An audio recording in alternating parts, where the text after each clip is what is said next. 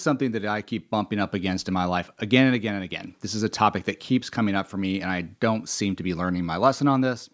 And so as I talk today, I want you to know that I'm really talking to myself. I'm not necessarily talking to you. Maybe I am. It's up for you to decide. So I'm going to start by saying, again, speaking to myself, you're not special. And yeah, we live in a society where we are trained to think of ourselves as exceptional and above average. For some, this sense of exceptionalism came from the many participation trophies that they received as a child. You're special just for trying. You just being here is so important that it warrants a reward. For some, it came from being in the gifted and talented classes. I think this plays a big role for me. You're smarter than all the other kids, and that alone makes you special.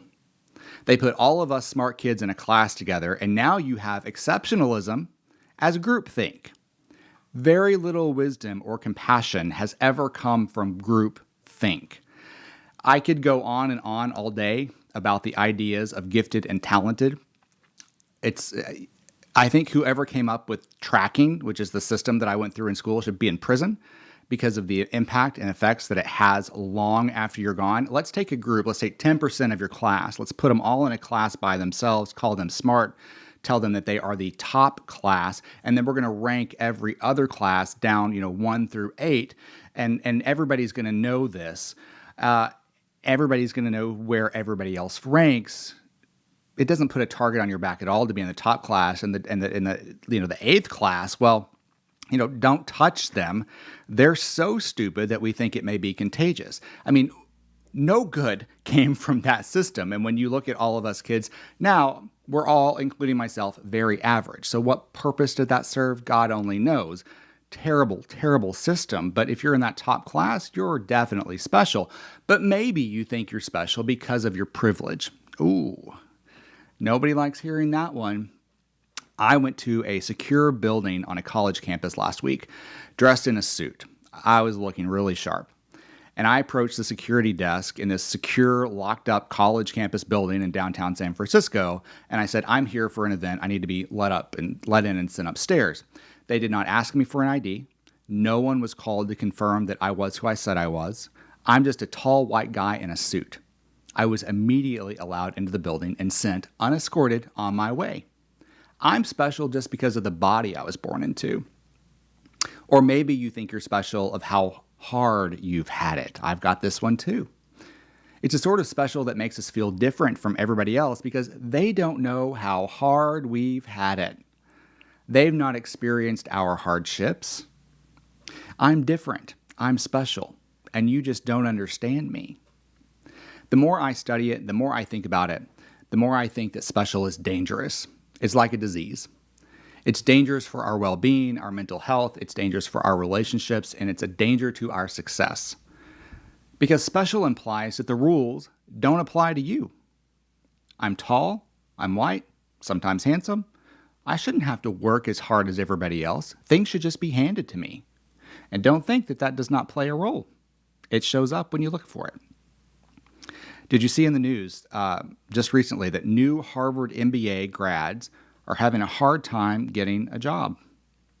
I bet if you dug into that, you would discover a kind of special that says, I went to an Ivy League school. I should just get a job because of that. I'm special. Well, it turns out being special isn't paying off in the real world. It's the special of entitlement. Special is separate. And whether we got the idea that we are special from our achievements or our genetics or our hardships, the idea of special separates us from one another. We are living in an epidemic of loneliness. The Surgeon General declared it an epidemic. We live in the time of loneliness. To be lonely is to lack a sense of belonging. We can be in a room full of people and be lonely if it's a room full of people where we don't feel like we belong. We don't feel like we belong because we caught the idea somewhere that we're special. Special tells us our experience is so different that no other human being can understand us. Special tells us that we are either better than everyone else, misunderstood by everyone else, or unworthy of anyone else's attention.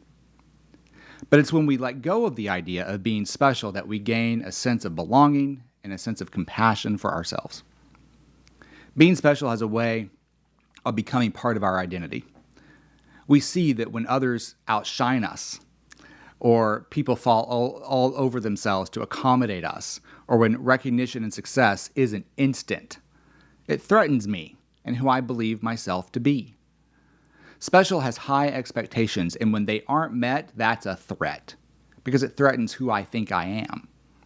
Any threat to a part of our identity is intolerable. We get anxious, we get depressed, we get burnout. Process, proving ourselves, and problems are extra painful for the special, because these things shouldn't happen to me. I'm above process. I'm above having to prove myself. I'm above having problems. I'm special. But what if we cured ourselves from the disease of being special? How might life be different? I think it's worth some journaling on this issue. I've been spending some time on this myself. What if we allowed ourselves to be part of rather than separate from?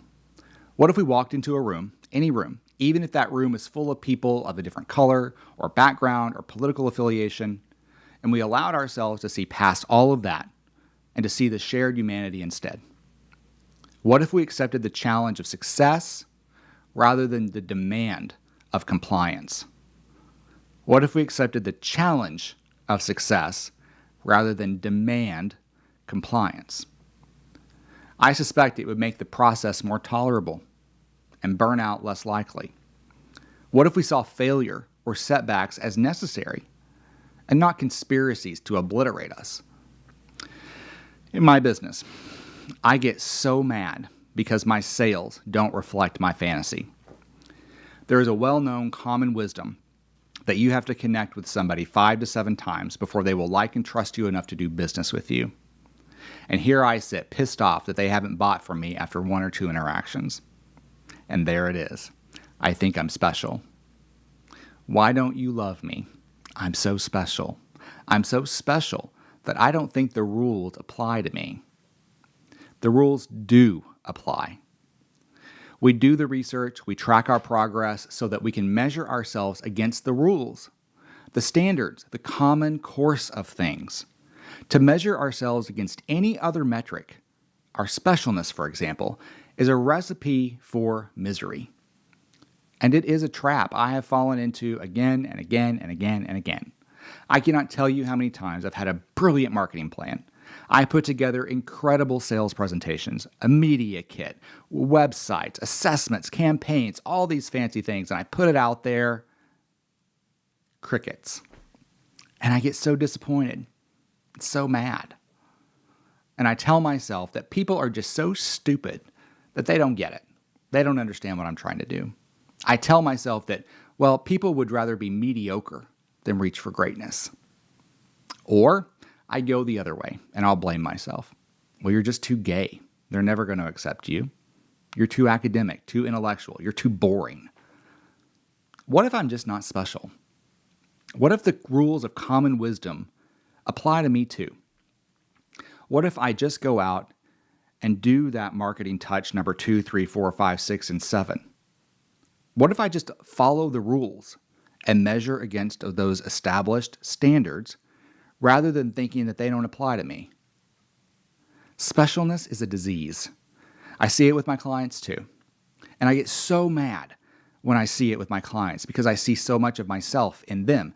I will have a session, I'll encourage them to act, and they'll of course resist. They're usually telling me what people are going to do, think, and say when they finally act and do the thing they've been putting off now for months.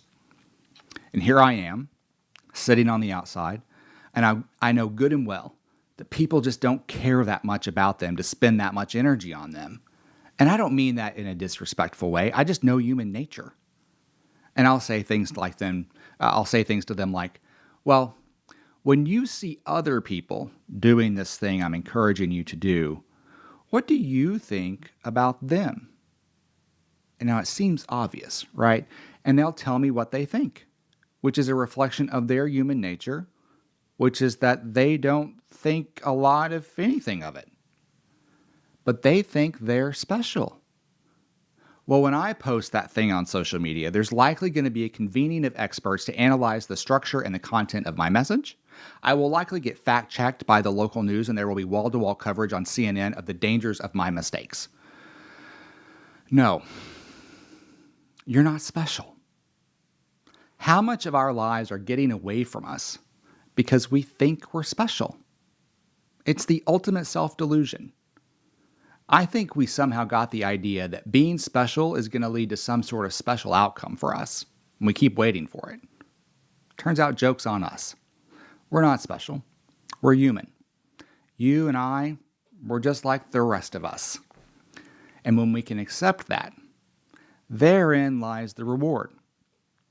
Therein lies the grace and self-compassion and connection and love and freedom that we've been waiting for all along. Special is the disease. To unburden ourselves from it is the cure. May you have joy, peace, and happiness, good health and well-being, a life of ease and prosperity, the courage to get what you want from this life, the clarity to know what that is, the imagination to not sell yourself short, and the discipline to see it through.